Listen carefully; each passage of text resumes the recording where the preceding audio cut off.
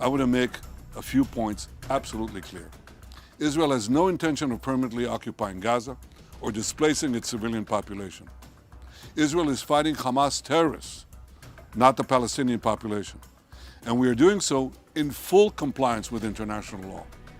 The IDF is doing its utmost to minimize civilian casualties, while Hamas is doing its utmost to maximize them by using Palestinian civilians as human shields. The IDF urges Palestinian civilians to leave war zones by disseminating leaflets, making phone calls, providing safe passage corridors, while Hamas prevents Palestinians from leaving at gunpoint and often with gunfire. Our goal is to rid Gaza of Hamas terrorists and free our hostages.